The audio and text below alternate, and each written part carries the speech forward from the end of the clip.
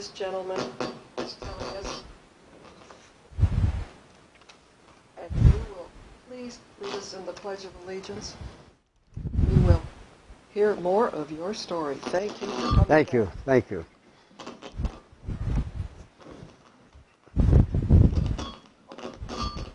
That's terrible. Pledge of Allegiance of the United States of America to the Republic for which it stands, one nation, under God, liberty and justice for all. It's strange that that Mrs. Nelson would bring that up about the Japanese and about the Doolittle Raider. I think there's one or two, that's all that's left. Can you hear? No. Oh my. Well, no, it's off. I'll try to get closer. How's this? At any rate, the Doolittle Raiders, I think, was on April 2nd of 1942, as I recall, and the officer that trained Jimmy Doolittle's people is the guy on the far end of the front over there, and that was my skipper aboard the Hancock, dive bombing squadron and Air Group 6.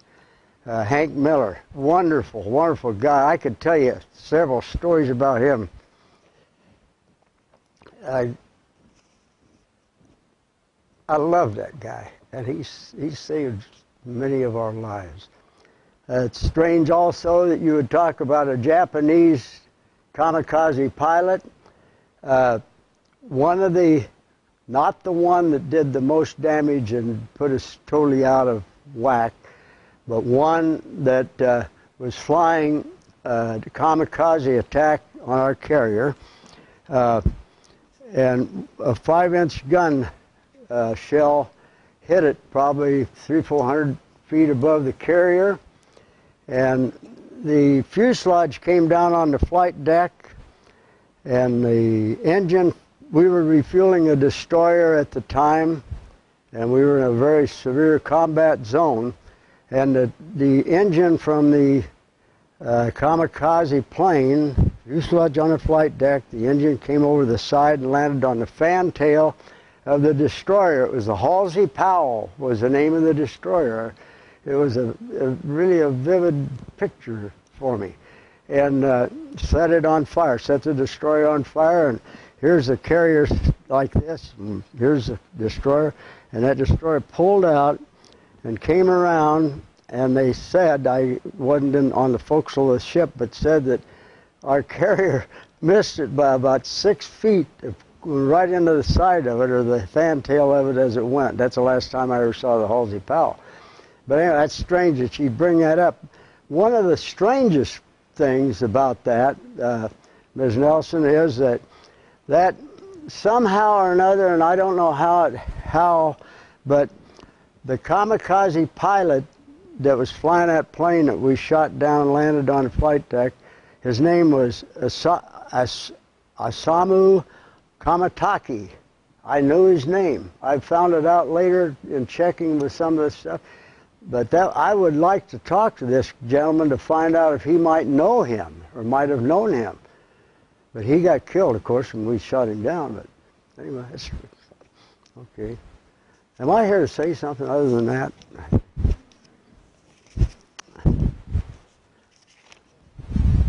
All right. Well, I want to welcome all you ladies and gentlemen, and especially all you veterans. I'm sure that many of you didn't expect to see me here again tonight, but I feel a little bit like Paul Harvey must have felt when he would say, now for the rest of the story, because I got about 2/3 of the story done last week, and now I'll try to finish a little bit of what more I have to say. Those that were here last week, how many of you were here last week? Oh, a lot of you. Last Monday. I'm sorry. Okay. For those that were here and heard me tell about my experience with the E-check situation out there, where the fellow looked at me and he kept staring, and finally he had enough nerve to say, well, he looked at me, he says, hey, not many you guys left, are there? He says, guys are going down like ants. And I thought, well, maybe I should get my body E-checked in case, instead of a car E-check. So I went to my family doctor just right after that, and I told him I had a very, very severe cold and I would love to have it cured really fast. He said, well, you know, doctors are as baffled about colds as you people, as just normal civilians. But he said, I'm going to ask you to do something. He said, I got a suggestion. I want you to go out in the cold, in the snow and the rain, and we had it. And he said, I want you to get wet, soaked, just till you feel terrible. And I looked at it and I said, hey, Doc, if I do that, I'm going to get pneumonia. He said, yeah, but we can cure pneumonia. So anyway, well, and Jan was with me, my wife, and so she's, doctor, what are your thoughts about my husband? And he said, well, I really don't like his looks at all. Don't like the way he looks. She says, well, I don't either, but he's been pretty darn good to our kids. So anyway, he did say if he was a building, he'd be condemned. Now, that's all I'm going to say about my health. Last month, I told you about being in the typhoon in the Philippine Sea area east of the Philippine Islands. I told you about losing 3 destroyers, the Hull, the Manangan, and the Spence, for the loss of 700 to 800 lives. You were told stories of our aircraft carrier being blown up by kamikazes on 2 occasions, with 62 killed, 71 wounded on one of the attacks, and 50 killed and 75 wounded on another explosion I told you about. So the one about the Halsey Powell I just mentioned, fortunately there was nobody hurt in that except the pilot flying the kamikaze. I told you about a metallurgist made a watch out of the fuselage or the gasoline or the wings or one of the metal parts of that kamikaze, and made a beautiful watch band for me, and I put it away for safekeeping, and I don't know where I put it, so I never found it. I also told you about watching the USS Franklin, which was the most heavily damaged aircraft carrier in World War II without being sunk. There were 882, and another buddy of mine and I were standing on the catwalk around the carrier near the catapult, the deck edge catapult, and we were probably within 300 yards, and that carrier got hit by a kamikaze that we watched come in early in the morning all by itself. I don't know what was going on with the captain of that ship, but it killed 882 people and injured 750. So death was all around us as far as that type of thing came about. Now, we were blown up on the 7th of April, and was sent back to Ulithi, which was a fleet anchorage. Hundreds and hundreds of ships at a fleet anchorage right out in the middle of the ocean, 7,000 miles from here, and only one little island called Mogmog had a little radio station on it. And the first night I was there, when I came out on the Cowpens to get onto my carrier from Hawaii, first night I was there, I went down to get something to eat, and the Randolph, which was anchored alongside of us, very close to us, it got hit by a kamikaze. There were 2 kamikazes came in that night. One of them hit the Randolph. The other one came down and hit the island of Mogmog, a tiny atoll there, thinking it was a plane, and that was a kamikaze. But we were at at Ulithi, and had been blown up, and we were going to go back to Pearl Harbor to get a new flight deck and get total repairs done. And you know, strange. I was born on Easter Sunday morning, and I have a birthday next Sunday, the 12th. I'll be 90 years old.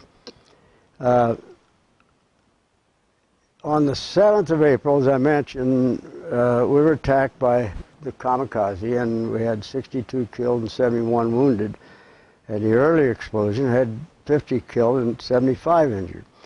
So we'd been escorted back to the fleet anchorage in Ulithi, and then we're going to go back to Pearl Harbor for extreme repairs. Well, the CPO in charge of our squadron saw me and asked me if I'd like to join a group who would seek out a certain supply ship at the fleet anchorage and bring back some supplies to our ship for our air group.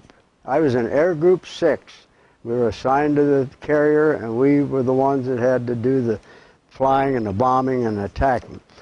So we needed some temporary repairs to keep going for our air group. Well, he knew that I'd been involved in some of the rescue actions after our ship was blown up, and he said I needed to get away for a while, so I agreed and went on this mission with hundreds of ships there. You could be up 5,000 feet in the air, and as far as you could see, there were nothing but Navy ships or just maritime ships. It was extremely hard, as I recall, to find that supply ship, because they all looked pretty much alike, but somehow or another the boatswain knew which way to go, and so it was hard to find. But on the way back, we got our supplies, and on the way back to the carrier, we looked up, and probably between 3,000–4,000 feet there was a dogfight. That's airplanes fighting each other, and you could see the spaghetti meatballs sticking on the side of the Jap planes, and you knew which ones were ours. And then mostly the fighters were Corsairs, which was a great fighter plane. So the boatswain was a real tough old dude. And he saw a floating dry dock right out in the middle of nowhere, and he pulled that boat over that we were on, and he says, "Get off, we're going to go in here and watch this." Well, we got on the boat on the dry dock, and he says, "Lay down on your back. We're going to watch dog fights." So we laid on our backs, just comfortable as could be, and watched the planes, the Jap planes, the American planes. You'd see one of them spin around and go in and so forth, and that lasted for about an hour. And then we got back on the old, I forget what you call it now, but anyway, we watched that, and that was my 20th birthday. Now imagine that, on your 20th birthday, to lay on your back and watch a dogfight and watch these planes spin out and crash. So we won anyway. So, and it was fun because all these guys are, yelling, "Get that so-and-so, get that guy," and watch them spin, and it was really a good time. So anyhow, that and the fact that we had just a couple of days before had buried 22 buddies, burial at sea, and so you know what kind of situation we were. That was extremely sad, and I never will forget that. I'll never forget, as long as I live, being there on my 20th birthday. So wasn't happy there. I'll get back now to the fact that at that time, we went to Pearl for rest, relaxation, came back, and we were all repaired and ready for more battle. And we came back into the worst era, I think, of the sea war at Iwo Jima, Okinawa, and the Japanese mainland itself. there were 72, they counted, it's in the records really of Hancock, that there were 72 days that we were not, or 72 days that we were always at general quarters. We just didn't go off of it. And it was a weird situation because there were so many. We had the Tomcats out about 50 miles, were destroyers around the fleet. The fleet was massive, but they would watch and they could tell when the kamikazes were coming in, and they'd come in 50, 60 at a time. And as they got through the fleet, of course, many of them were shot down. But it was the worst time that I can really remember of in the war was Iwo Jima and Okinawa, and there were 3,048 naval personnel killed in those months right there, and 6,025 wounded. Said the next few months we were bombed, each island in total in Japan and mainland of Japan, and 120 ships were hit, and it was just a horrible time. We were up early at 3:30. You'd be up putting bombs on planes and so forth, and so. The reason I tell you this is to emphasize the fact that the closer you got to Japan, the worse it was going to get, and we knew it. Something had to happen. But on the 9th of June, the United States tried to get an unconditional surrender with Japan at that time, because it was not a good time for us either. And Suzuki, who was their premier, said no way, he wouldn't do it. So the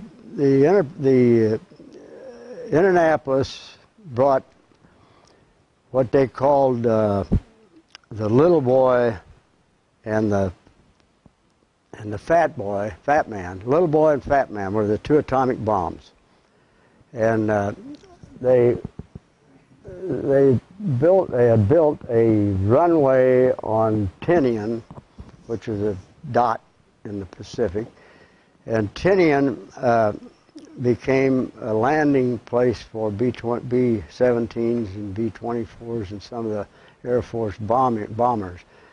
And they brought the component parts. The atomic bomb was tested there, and they brought the parts together. And there they built two pits and on these runways. They dug down under and had pits, and they could pull the B-17s, or the aircraft they had under or over them, and they loaded the little boy, which was the first bomb that they took out, and they took it over to Hiroshima, and I think it was on the I think it was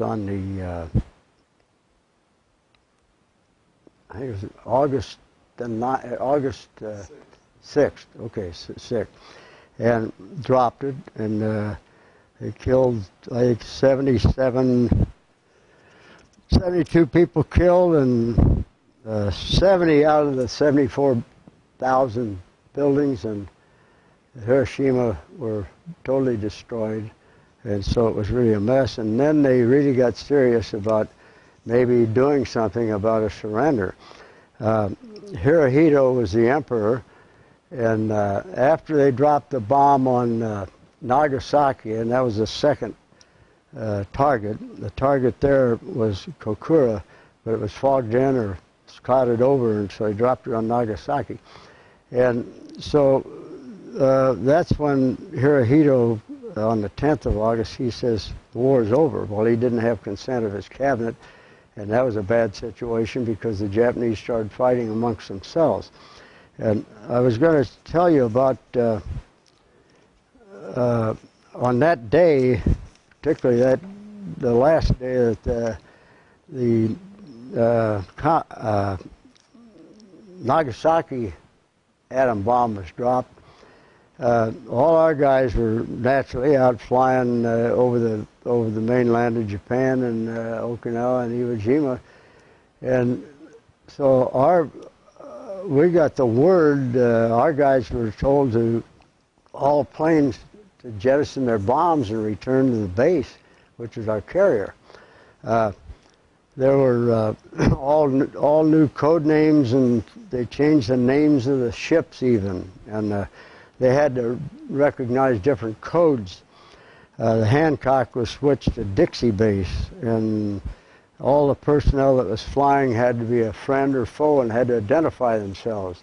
It was really quite a exciting time, except it was a horrible time. So when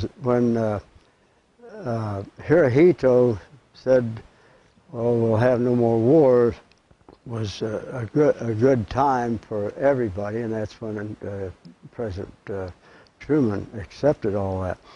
I tell you all that, and I want to tell you also then that shortly after that, a point of interest was that about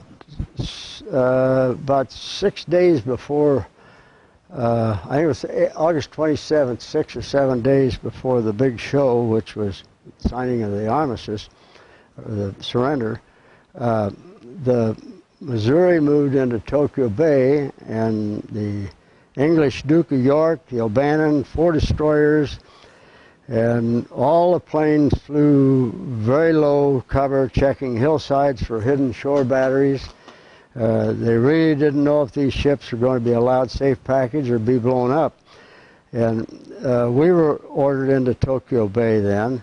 And after we got into Tokyo Bay, we had 71 or 72 Marines from our ship that went into the mainland, different cities in the mainland, most of them around Tokyo, and I think Yokohama, Yokosuka, and so forth.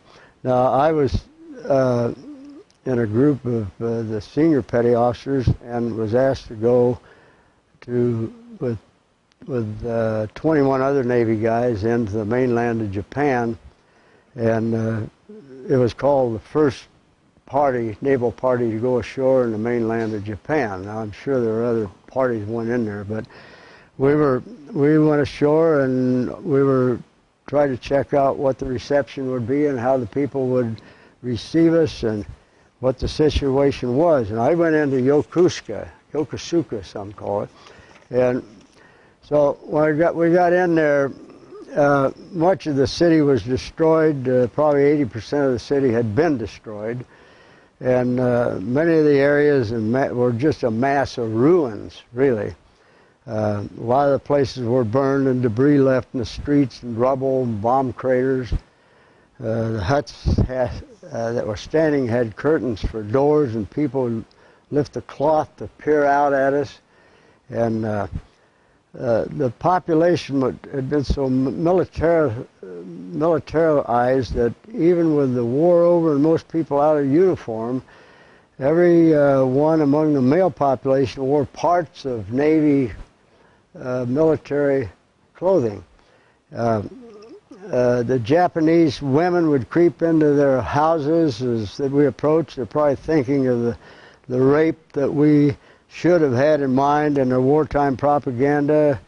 But boy, we were warned, man. I'm telling you, when they talked to us about going in there, they said, "You don't step out of line. We're not trying to be a bunch of funny guys." And it wasn't fun, but it was sort of, well, you weren't comfortable. You just weren't comfortable. But we would go in some of the little shops that were still left there, and well, I remember one case, one of the owners of the shop, there were 2 of us, another guy and I in this shop, and he picks up a plane, a little toy plane, and he goes up, like he's, and then like he bombed us and so forth, and things like that. Some of them hissed at us, and if they were moving forward on the same side of the street that we were on, they'd cross over to the other side of the street, so they would not have to meet us directly. And so many of them rode bikes but would try to ditch the bikes, so they were afraid we would get the bike and take the bikes away from some of the children that we saw. Outside of that, they were very pleasant people. I mean, we really didn't talk to many of them. They were just, they were so subdued, and it really, it bothered us. You know, when you think about Pearl Harbor Day and so forth, and then you had to wonder how in the world they ever got the idea they could defeat us. Really, it was just eerie. And so I can remember a woman really got on me one time, a civilian back recent, probably within the last 25, 30 years, and verbally spanked me because of me being attached to a group that would drop an atomic bomb on a country. And she didn't realize, of course, that it was one of the best things that could, well, that's probably not the proper nomenclature, but it was a horrible thing to have done, but it probably saved at least 1 million lives, probably 500 to 750 lives of ours, and more than 1 million of Japanese. If the bomb obviated the necessity of us going in there and invading, because they were diehards. Every island that we took, they were diehards, and they would have just, it would have been terrible, terrible thing. So anyway, it was, you know, one of those horrible actions, but it was strange, and it's been so long ago, there are a lot of things you forget about, but the Tinian situation, where they brought those 2 bombs over on Indianapolis, and they loaded them and so forth, and that was great as far as we were concerned. That became a real fine. The island now is nothing. I mean, just weeded up and everything. But that was a good thing that we had to do. I'm trying to. One of the things I wanted you to sign over there for an email was something that most people don't know about, and it's a very important but never spoken about thing called the Preparation of Surrender of Japan. Have you ever heard that? Anybody hear that? Okay. Well, it said the incident was overshadowed by the Tokyo Bay surrender on September 2nd, but the Hirohito had said the war's over, hadn't contacted his cabinet.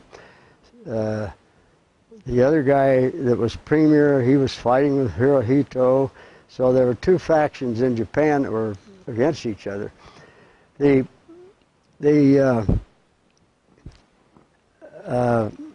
Japanese, the major ones, wanted to surrender, and so they had a preparation of surrender on the 19th of August, I think it was.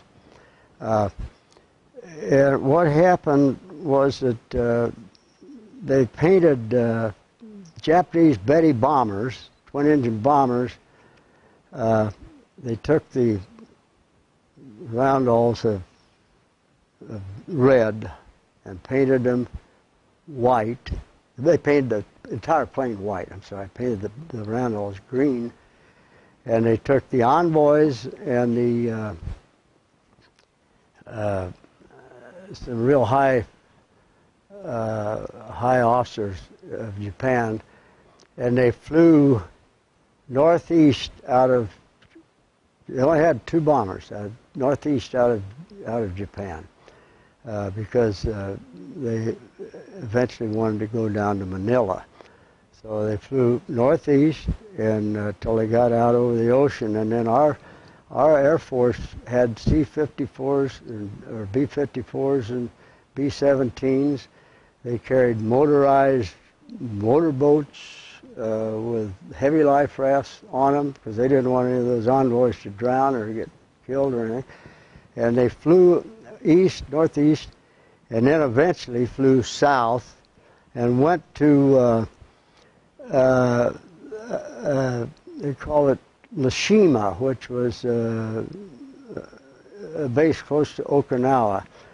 And then they were to get a further escort and change planes there and go to Manila and meet with General MacArthur, who's the Supreme Commander of the forces. The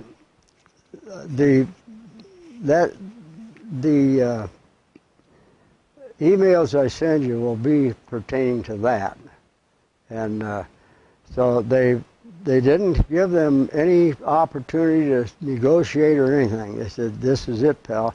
You're done. I mean, we're going to meet there, and you're going to sign the pre-surrender, and then we'll go to Tokyo and sign the surrender to Tokyo Bay," which is what happened. But their own fighters, the own Japanese fighters, they wanted, if they had got these two planes that went out, they would have shot them down because they said, "We're not ready to end the war." So that was one of the pre-surrender things that came about. There were thousands of people, thousands of military people of every military organization that were waiting for these people to come into Manila, and I guess it was quite an affair. And the emails indicate that it was quite a thing. I was trying to find some. They said there were. Let's see. I have some information on. Well, it pretty much covers that, except that it just told about one of the things that I wanted to talk about a little bit was that the people that were against this. Oh, I'm sorry. Tinian was important because that's where the Marines came in and took all the Japanese out of the island of Tinian, and that's when they built the runways there and so forth. But they had killed about 31,000 Japanese on these islands, and the Emperor of Japan issued an order for all Japanese civilians on Saipan to commit suicide. And the order included the promise that although the civilians were low caste, their suicide would grant them a status in heaven equal to those honored soldiers who died in combat for their emperor. So they were talking that he wanted a lot of those people to be thrown off a cliff there on Saipan to be killed. And of course then the United States got their troops in there, and they showed the Saipan people and so forth that we weren't quite as bad a people as they thought. So the emperor and so forth accepted that, and pretty much that made the war over. But I want to mention that all this time, if you stop and consider the statistics, on the average, 6,600 American servicemen died per month during World War II, about 220 a day. Most Americans who were not adults during World War II had no understanding of the magnitude of it, and there were 276,000 aircraft manufactured in the United States. 43,000 planes were lost overseas, including 23,000 in combat. 14,000 were lost in the continental United States. But all these things were done, and it was just amazing that we could produce all the military stuff that we had to produce to win this situation. On our carrier, before every flight, they would have services on the hangar deck for all denominations of churches and so forth, and all the chaplains would join, and it didn't make any difference whether you were a Protestant, Catholic, or whatever you would, but they always had services there before every flight that went out to go to Japan or Iwo Jima or Okinawa. So I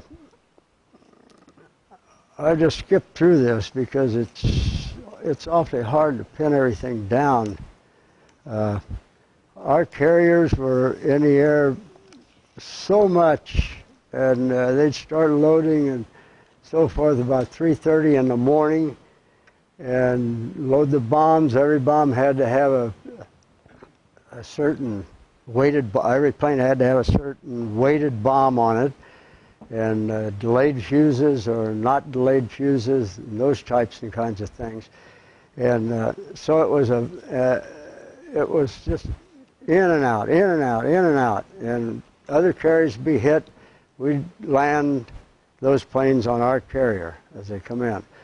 And if they came in with bombs on them, they'd have to either jettison the bombs and land the side of the carrier, and some guys got out and some guys didn't get out.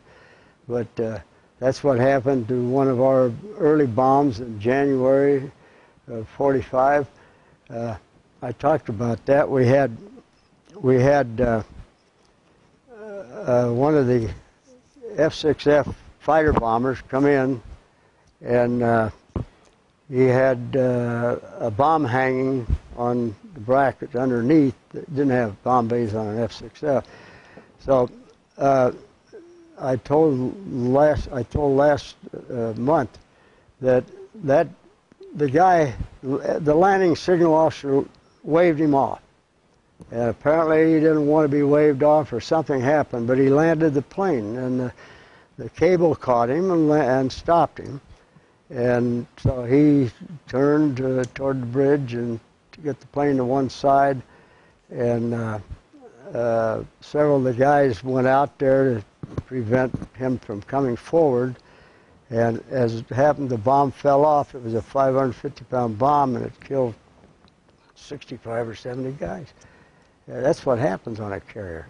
I mean, just crazy stuff happens like that. And they come in and they have a bad time landing, and they don't catch the cable, and they'll go forward and go sideways, fall over the side.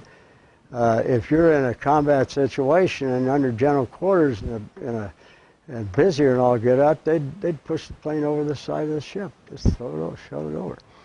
So that's the way it was living on an aircraft carrier. Just didn't know.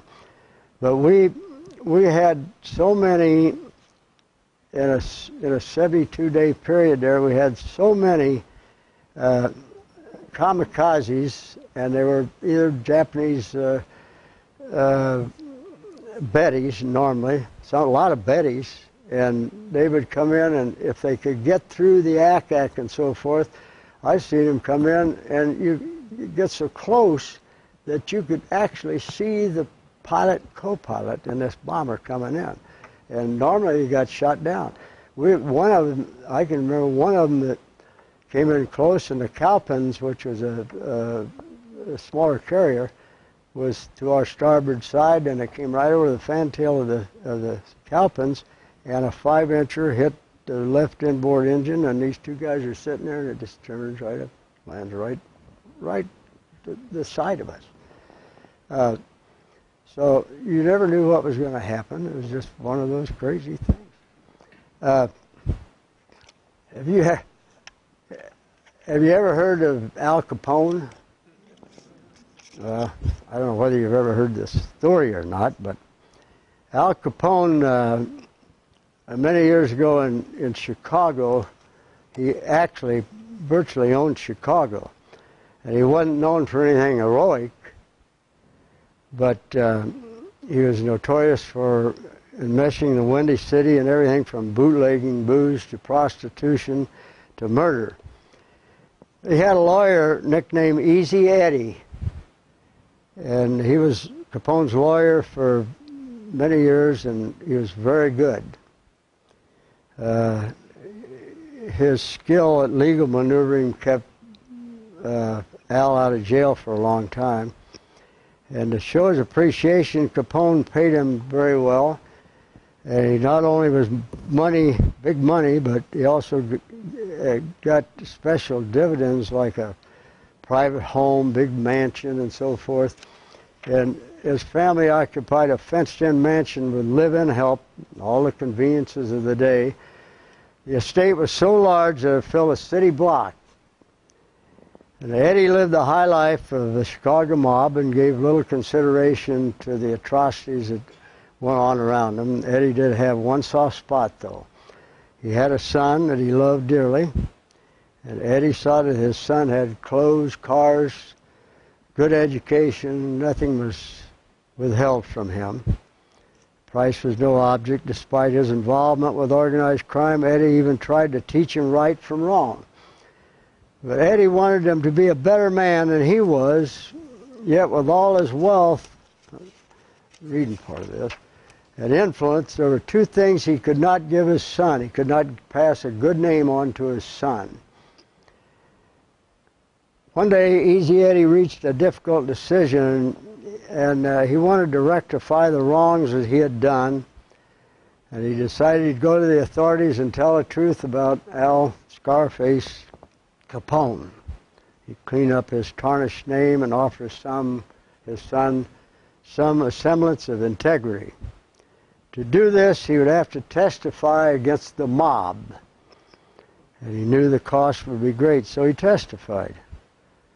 Within a year, his life ended in a blaze of gunfire on a Chicago street, but in his eyes, he had given his son the greatest gift he could possibly offer, at the greatest price he could ever pay. Well, the police removed from his pockets a rosary, a crucifix, a religious medallion, and a poem clip from a magazine. The poem read, "The clock of life is wound but once, and no man has the power to tell when the hands will stop, at what late hour or early hour. Now is the only time you own. Live, love, toil with a will. Place no faith in time, for the clock may still be still." Now I'm going to tell you another story, and you'll realize why I'm telling you the story. World War produced many heroes. One such hero was Lieutenant Commander Butch O'Hare. He was a fighter pilot in my air group before I was in it. And he flew off a carrier in the Pacific for quite a time. And one day, his squadron was sent on a mission, and after he was airborne, he realized that he was sort of short of fuel, and he realized he wouldn't have enough fuel to complete his mission and get back to the carrier. He was told to return to the carrier, and he attempted to return to the carrier. He saw something that turned his blood cold. The Japanese squadron headed for our fleet. Well, the fleet was defenseless because all the planes were gone on a sortie, and he could not warn the United States a fleet of the Japanese, so he dove into all the Japanese planes, wing-mounted 50 calibers blazing, and he kept firing until all his ammunition was gone, then trying to clip their wings or tails to damage as many planes as possible. The enemy planes were able to fly left, that were able to fly left. O'Hare limped back to the carrier, and the gun camera from his plane told the tale. He had destroyed 5 enemy planes and probably saved the carrier. Butch O'Hare became Navy's first ace in World War II and the first naval aviator to be awarded the Congressional Medal of Honor. He was killed in aerial combat at the age of 29. Now, his hometown would not allow the memory of this World War II hero to fade, and today O'Hare Airport in Chicago is named in tribute to the courage of this great man. It says the next time you find yourself at O'Hare International, give some thought to visiting Butch's Memorial, displaying a statue and his Medal of Honor. It's located between Terminal 1 and 2. So what do these two stories have to do with each other? Butch O'Hare was Easy Eddie's son. He's a great guy. So the squadron was very proud of him. I have about reached all that I can tell you about. I will tell you that I had a great time in the Navy. It wasn't always easy, but I met so many guys, wonderful guys. These 6 guys right here were the six of the guys that I started out with in Air Group 6. I was in the dive bombing squadron, and the air group consisted of a squadron of fighter planes, a squadron of fighter bombers, a squadron of torpedo planes. And Hank Miller was our skipper, and there were a number of times the pilots and crewmen were shot down over some of the bays in Japan. I mentioned that last week, and in a number of cases, I know one extreme case where Hank Miller was coming back from a flight in Japan over the mainland, and my best friend, one of those 6 guys that show there on that yellow that sheet down there, was the gunner, and he was flying with a guy named Somerville, and they were shot down, and the Japanese were on the mainland about a quarter of a mile or maybe 500 yards, whatever, about 500 yards, and they would be trying to strafe them.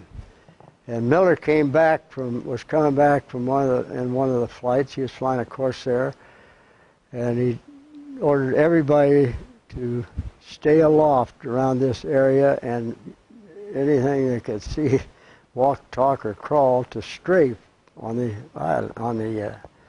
edge of the bay. And they did. And he ordered a seaplane to come off the Astoria, which is a cruiser, and land in the bay, pick my buddy Molly Mollison, pick him up, and the pilot, and they had Mae West, and they were floating down there, picked him up, and carried him back to a destroyer. It took 2 weeks for them to get back on the carrier, because the carrier doesn't stop for anything. But just things like that. That's the kind of guys that we had in the squadron. I told you last month about a number of other people that did wonderful things, but you know, when you are in a dive bombing squadron or any other type of a squadron in the Navy, you become very close. It's like a football team that's very close. You fight for each other, and you want everybody to be fine. We lost a lot of pilots. We lost a lot of crewmen. I lost 3 of my best buddies in that group. One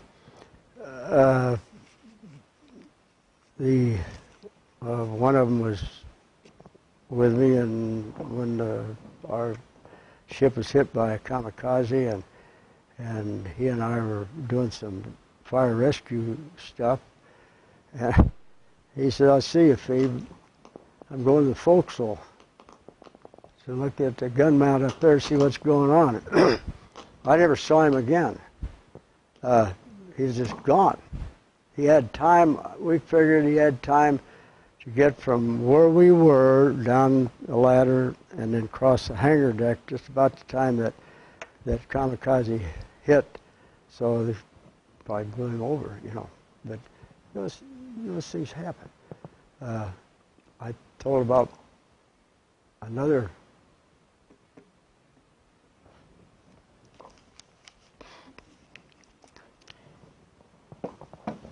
it's hard.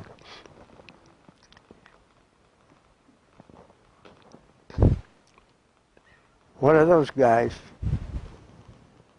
top flight individual, I was working in a parachute loft with a group, and I was in charge of them packing parachutes. This guy was adamant about who packed his parachute. He was a gunner on a dive bomber, and so he wanted just one person to come in and pack his parachutes. He said it's the most important thing he has in the air. And so I did that for him. You know, well, anyway, I did it. And they come back from a flight over the mainland, and they got into a mid-air collision, and the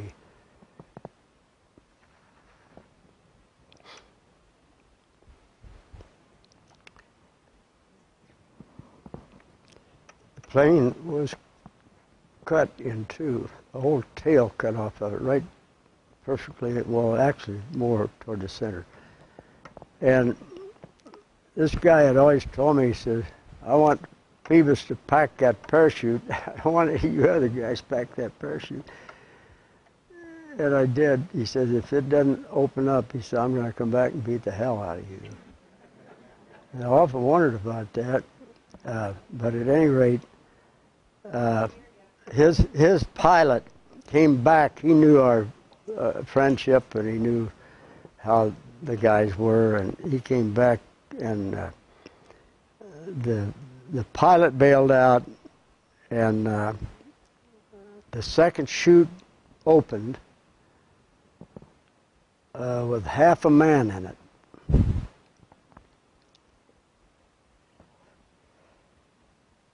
He came back, and he said, hey, Blackie, you know, my hair was the blackest of anybody on the ship, I think, and he used to call me Blackie. He says, Blackie, I got to tell you something.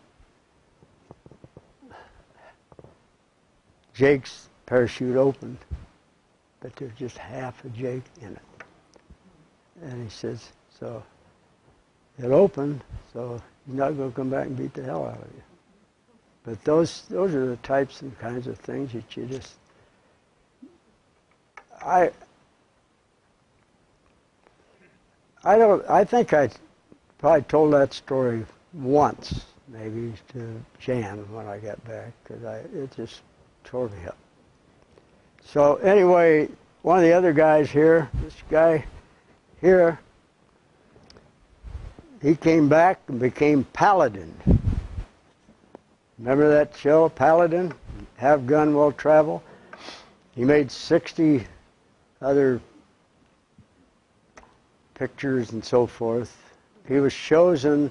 He had the most beautiful, fine voice I've ever heard a guy have. He was chosen by whoever chooses things like this, but to be the speaker of the 150th anniversary of Abraham Lincoln's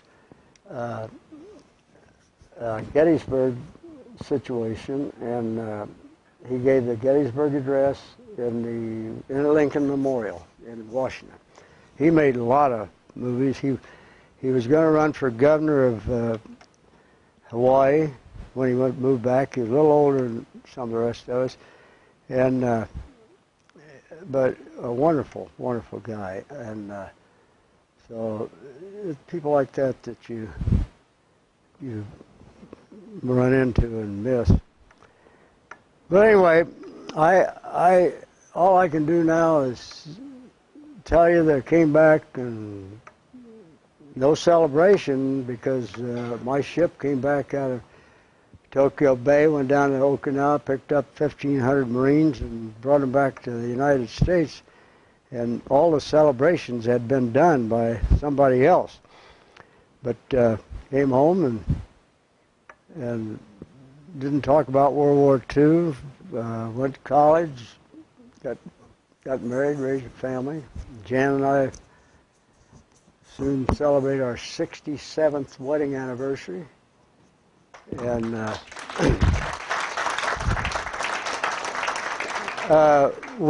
Jan and I have a secret of making a marriage last. 2 times a week we go to a nice restaurant, have a little wine and good food and companionship. She goes on Tuesday and I go on Friday.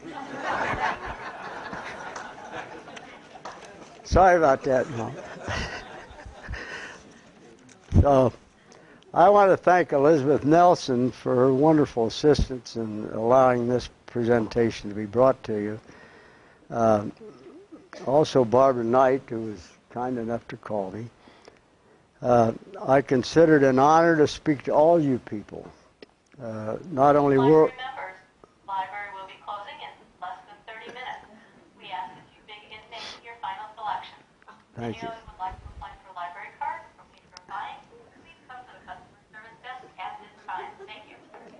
I think she's trying to tell me something, but anyway, I consider it an honor to speak to all of you, not just World War II veterans, but all veterans that are here. And certainly an honor to talk to young people that are here, and to anybody that has a special interest in World War II. It's good to know that your parents and your grandparents, what they did to help you, or to help keep this country great. And all I can say is God bless you all, and happy everything to you.